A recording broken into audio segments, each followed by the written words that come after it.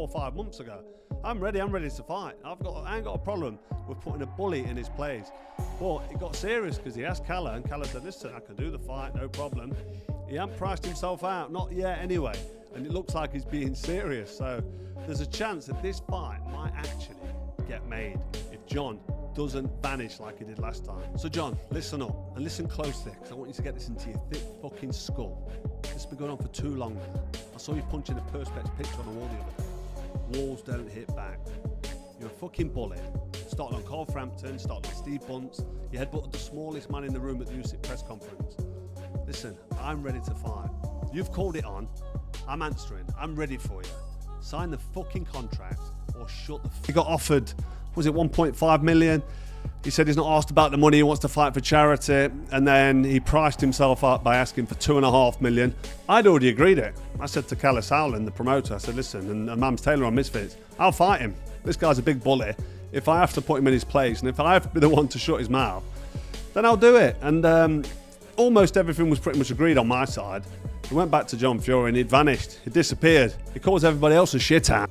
But if Carl did do it, I think Carl would smash him. But I just don't think he will do it, because he's got that memory, he's got that something about him, that he's at an age where he's still physically fit enough and strong enough if he commits himself to the preparation. Carl Froch wants to fight me. You're there, Calla. Can you make this fight? Can you make it? I can make it tomorrow. I mean, Make I it. just need 2 dance partners. Make this fight. Make this fight between me and the coward, the embarrassment to Nottingham. Carl Froch agreed to the fight. The money was there. The promoter was on board. And John Fury vanished. That tells you everything you need to know. John Fury is brilliant at making noise, but when the contract actually appears in front of him, the bravado disappears faster than he does. Carl Froch is not a man who makes threats he cannot back up, and every single person in British boxing knows that. Fury, the fighting man, he loses the plot whenever my name's mentioned. He can't help himself. He absolutely goes mental, and I don't understand it. He obviously doesn't like me, and he said a few things that were a bit close to the bone. He was saying I can shove them where the sun don't shine. When Tyson Fury himself is publicly distancing himself from his own father's behavior, you know something has gone seriously wrong. Tyson is not calling John Fury a liar or a coward. He is saying the man needs prayers and professional help. That is not a defense. That is a quiet but devastating dismissal from his own son. Rather than retaliating and hate on somebody, this man really does have mental health issues, it's evident to see. And rather than just go back and forward with him and yada yada yada, saying he's deluded and all that, I'm just going to pray for him, and I'm going to ask God to help him. Get me paid and I'll be here. Did you catch that? John Fury spent the entire build-up saying this was about principle and pride and shutting Carl Froch up. And then in one unguarded moment, he told the whole world the real reason. Get me paid. Carl Froch agreed to the money. The promoter agreed to the money. John Fury is the one who walked away. The 20 men holding him back are doing him a favor he does not even realize. You can't away and Froch. You can see I'm fucking ready to go, mate. It took 20 fucking men to hold me. It took fucking 20 men to hold me back. When I hear fucking word, I'll push them simple like beats right your fucking ass. Get me fucking paid now, be here. Here, look it.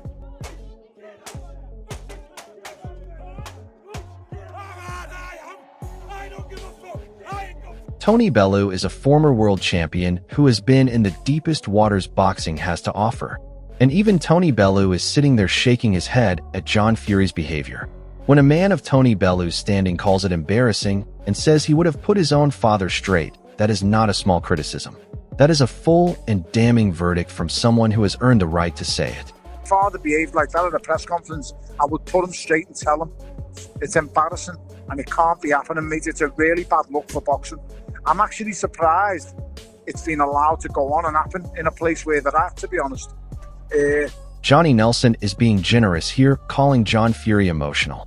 The word most of the boxing world is using is reckless. John Fury got into the moment and ended up with a cut to his head at a Misfits press conference. The pressure is on him to behave himself according to Johnny. But John Fury does not respond to pressure. He escalates it. Carl Froch is counting on exactly that. John is an emotional being, gets into the moment, forgets himself. You can see excuse the bad language, but this is, you know, when you see that, this is the moment when he realized he beat up. It was that, you know, when John had done it, like, shit, what have I done? But he had to own it. I think the pressure was on. The pressure is now on John to behave himself. He's distracted a lot of attention. There it is. Carl Froch listing out every single act of cowardice and bullying John Fury has committed in front of cameras. Carl Frampton, Steve Bunce, headbutting the smallest man in the room, punching pictures on walls. Walls do not hit back. That one line alone is the most brutal and accurate summary of John Fury's entire tough man act. Carl Froch has signed. Carl Froch is ready. The contract is sitting there waiting. John Fury has nowhere left to hide. Fight might actually get made if John doesn't vanish like he did last time. So John, listen up and listen closely, because I want you to get this into your thick fucking skull. This has been going on for too long now. I saw you punching a Perspex picture on a wall the other day. Walls don't hit back. You're a fucking bully. Started on Carl Frampton, started on Steve Bunce. You headbutted the smallest man in the room at the USIC press conference. Listen, I'm ready to fight. You've called it on. I'm answering. I'm ready for you. Sign the fucking contract or shut the... Duke McKenzie has put his finger on exactly why John Fury keeps getting away with it. The public love the chaos. They love the screaming and the swearing and the unpredictability. But Carl Froch is not the public. Carl Froch is a man who walked into hostile arenas across the world and performed under the most brutal pressure imaginable. John Fury's chaos does not intimidate Carl Froch, not even slightly. And he knows how to shout houses down and make threats and swear and all the rest of it, because he creates chaos wherever he goes. And for whatever the reason, the public... Frank Warren is one of the most experienced promoters in the history of British boxing, and even he was caught completely off guard by John Fury's behavior. The fact that Frank Warren had to be shown a video of what happened because he was inside doing interviews tells you how far outside the acceptable boundaries John Fury went. Both sides apologized. Fine. But the world saw it. Carl Froch saw it. And Carl Froch filed every single second of it away for future use. Everybody else, it seemed. I wasn't there when it happened because we was inside doing whatever we was doing. Other interviews, I think. And somebody showed it to me. I see John with his cut head. Look, that's not what we want. I don't want to see that happen. No one does. But I understand how both sides have made it up. They've apologised. So hopefully it's all in the past and we can concentrate what everybody's out here for, which is John Fury calling Carl Froch a worm while simultaneously admitting he is not going to box at all is the single most revealing thing he has said throughout this entire saga. He is a street fighter. He has tricks up his sleeve. He will not box. In other words, John Fury is already telling anyone who listens that he cannot beat Carl Froch in a fair fight, and he knows it. Carl Froch held IBF and WBC super middleweight titles simultaneously. He knocked out George Groves in front of 80,000 people at Wembley Stadium. John Fury calling him a worm is nothing short of spectacular delusion. Terrible. He's an embarrassment to Nottingham, him. Carl the Worm Froch. You know them championship belts he won, don't you? He wants to give them to somebody with a pair of nuts, because let me tell you, he's no street fighter. I'm a street fighter. It took 20 men to hold me there tonight. There's no 12-stone man or 13-stone man going to do any good with me, because I bring different. I'm not going to box Carl Froch. I'm not going to box at all. I've got a lot of tricks up my sleeve and I'm a strong man. Look what Eddie Hall can do. Look what Rico Van Ivan can do. Never write off a man with a big pair of nuts, my friend, and I've got the massivest nuts in this country, so I don't care if I live or die. And I would, you know, if I had to come to Manchester in a cripple's chair tonight, I'd have been, before I left. If I'd have said I'm going to be anywhere, and I didn't come, I wouldn't look in the mirror. I couldn't look at me missus and want to take her to bed, because I wouldn't feel man enough to take her to bed. That's where I'm at, you know what I'm saying? So let me just tell you this much. Carl Froch wants to fight me. You're there, Calla. Can you make this fight? Can you make it? Make it tomorrow. I mean, Make I it. just need two dance partners. Make this Carl Froch absolutely furious and absolutely right. John Fury calling Carl Froch a has-been is like someone who has never run a race calling an Olympic gold medalist washed up. Carl Froch has done everything in professional boxing. He unified titles. He headlined Wembley Stadium. He beat the best in the world repeatedly. John Fury has never laced up a pair of gloves for a professional contest in his life. The word has been coming from John Fury's mouth directed at Carl Froch is not just inaccurate. It is genuinely laughable, and Froch tore it apart brilliantly. Call me a friggin' shithouse. A friggin' shithouse. To me, when you call somebody a shithouse, it means they're a bottle job. It means they're scared to fight anybody. I fear no man born from his mother. I don't even know what that means, but he's called me a has-been. What's all this has-been business? People are only interested in current champions, men who's doing stuff today, who's getting in and fighting. No one wants to know about an has-been. And that's all these people are, has-beens. That comes from somebody who's a never been. Have you ever been to call me a has-been? Has-beens, it makes no sense. It's ridiculous. It comes from a jealous place. Because they're friggin' jealous, because they're nobody.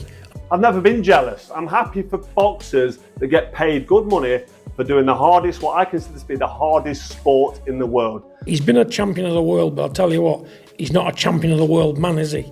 He's a first-class shithouse, wants a kick up the arse. John Fury, there's no jealousy. I've never been a has-been. Once a champion, Tyson Fury defending Carl Froch here while gently putting the blame for his father's behavior on personal difficulties and tough times. Tyson made John Fury tens of millions of pounds.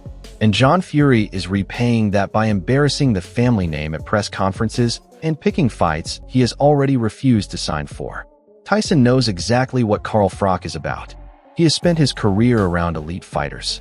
And the quiet way he is distancing himself from his father's words towards Froch speaks absolute volumes. This man probably doesn't like me or whatever reason. Don't know why, because I made him a hell of a lot of money. Tens of millions. Tough times can make people say and do crazy things. I know he's been having a tough time with his personal life and his family and stuff, so it's very... Liam Smith making a fair point here. John Fury is a genuine lunatic, and that unpredictability does make people uncomfortable. But here's where Liam gets it slightly wrong. Carl Froch is not uncomfortable. Carl Froch has been in the ring with Mikkel Kessler twice. He has stood in front of Andre Ward. He has survived wars that would have broken most fighters mentally and physically. A 60-year-old man screaming in a corridor does not make Carl Froch uncomfortable. It makes him more determined. Froch called him out on YouTube because Froch genuinely believes he wins that fight. And so does everyone who has watched both men closely. Look, Daniel does do anything to drum something up. I think he does want the Froch fight. I think Froch just called him a little bit on YouTube. But, you know, I think Carl got uncomfortable. Darren's a fucking lunatic. So last thing he wants, Darren still jumping out the ring to you, fucking threatening to choke you and all that, you know what I mean? So it's the last thing I'd want anyway. So fucking I think Carl just got off rather than have the aggro of, you know, dancing in front of him, screaming, shouting and spitting in his face. Dave Allen has spent years in the professional game, and he is being completely honest here. John Fury is not a world-class fighter. He never has been. He is a powerful physical presence with genuine toughness and a complete absence of fear. But toughness and fearlessness without technical ability and professional experience is not enough when you are standing in front of Carl Froch. Froch has forgotten more about the art of fighting than John Fury ever learned. Dave Allen is not being disrespectful. He is simply stating a fact that the entire boxing community already knows. Boxing ability, I just don't think he does. I don't think he has the experience. I don't think he's had the time to become that. I think he's a great athlete. I think he's super fit, but he's not a world class. He's not a world class fighter, in my opinion. Duke McKenzie giving a measured and professional take on the whole situation. The Fury circus is exactly that, a circus. It has always worked because Tyson Fury is a once-in-a-generation talent who backed the theater up with genuinely elite performances inside the ring. But John Fury, without Tyson standing behind him, is just noise. And Carl Froch is not the kind of man who gets drowned out by noise. Froch does not need circus tricks to build a fight. His record speaks louder than any amount of screaming in a corridor ever could. More, who knows? You know, they're great at self-promoting, aren't they? And, you know, listen, you've heard it all before. You've seen it all before. When Tyson Fury fights, the whole circus comes to town. And everybody just jumps on board and says the first thing that comes into their head. So it is what it is. Like I said, I don't think Froch should be disappointed with that one bit. You're not, certainly. You know, so is it good for the sport? They're promoting the fight. Simple as that. They're just promoting the fight. Eddie Hearn, one of the most connected men in world boxing. A man who has spent decades around elite fighters, world champions, and some of the toughest human beings on the planet. And when asked which fighter he would want beside him in a real situation, the name that came out of his mouth was Carl Froch. Not a current champion, not a heavyweight. Carl Froch. That one anecdote tells you more about who Carl Froch truly is than any highlight reel or career record ever could. John Fury calls himself a street fighter, but the man Eddie Hearn wants beside him in a street situation is Carl Froch. Think about that. Paul's a genuine, like, world champion level fighter, and he's actually bigger than you'd think, right, when you meet him. He's a lot younger than John, and his peak was outrageously good, right? And he's kept himself in shape. And even now, I remember having a chat with Eddie Hearn, like, about, like, you know, what fighter you've met is, like, the toughest fighter. And he said to me, like, if I'm ever in a bit of bother, the man I want standing next to me at a pub or whatever is Carl fucking... This is the physical reality that all the screaming and wall punching completely ignores. John Fury is 60 years old. Carl Froch has maintained himself in elite physical condition. John Fury running around a press conference and being held back by 20 men for a few minutes is a very different physical demand from standing in front of a trained professional fighter for 6 minutes of actual boxing. The weight concept is absolutely right. John Fury gasses out before he even gets close to landing anything meaningful. And Carl Froch has the boxing intelligence and experience to make sure every single one of those 2 rounds feels like an absolute eternity for him. Dude, I love that John is just so confident in himself. He would gas inside of 2 rounds. 2 rounds, but if he even made it 2 rounds with Carl Froch, he would gas probably in the first round. He's 60 years old. I'm not saying he couldn't hobble about for 4 rounds or something, but he would be gassed inside of 2. Because the way that John runs... Dominic Ingle is not a man who deals in hype. He is a trainer who has worked with elite-level fighters his entire career, and he understands better than most what separates a genuine fighter from someone who performs for cameras. His verdict is simple and completely without drama. Carl Froch would flatten John Fury. No conditions attached. No qualifications. Flatten him. And coming from a man of Dominic Ingle's experience inside the sport, that is as damning a verdict as it gets for John Fury's chances in this fight. I think Carl Froch would flatten him, and then, if he took him down and he did this or in the street, and everybody's got their opinions, which is good. It keeps it alive. Eddie Hearn, the promoter, cannot help himself. Even while saying it should not have happened, he is already calculating the pay-per-view numbers. Blood at a press conference increases interest. Eyes on the fight. Good or bad it is boxing. And he is not wrong about the commercial reality. But Carl Froch does not need a bloodied press conference to sell himself. He needs a signed contract. And that is the one thing John Fury keeps refusing to produce. Yeah, I mean, listen, it's boxing, it's family. John's John. Both goading each other. Both very personal. Both means a lot to everybody. Shouldn't have done it. Duke McKenzie making the most important point of all. Carl Froch has already confirmed the money works for him. He told Callis Howland directly that he is in. The promoter is on board. The offer is on the table. The only person in this entire situation who is not rising to it is John Fury himself. Duke is right that Froch is a professional who fights for money. But John Fury is the one who keeps screaming about wanting the fight while simultaneously refusing to sign the contract. That is not a fighter. That is a man desperately trying to avoid the inevitable. And then there's Froch, who's been paid to fight. He's used to getting money for knocking guys out. I'm sure if they put enough knocks in front of Carl Froch, in front of Carl Froch, then he might rise to it. But he ain't going to rise to it if there's no money on the table, if there's no end goal. If you want to punch up, you can go out in the street and have that any day of the week. Let us be absolutely clear about what is at stake here, because this goes far beyond 2 older men trading insults on social media. The only question left is whether John Fury actually signs the contract this time or vanishes again like he did before. Because Carl Froch has done his part. He is ready. He is signed. He is willing. And he is waiting. Sign the contract, John. Or as Carl Froch himself put it far more directly. Sign the contract or shut the up. That if you think Carl Froch stops John Fury inside 4 rounds, smash that like button right now. Drop your prediction in the comments below. Does John Fury finally sign? Does this fight actually happen? And who walks away with their reputation intact? Subscribe if you are new. The best British boxing content is right here, and we are not going anywhere. See you at the next one.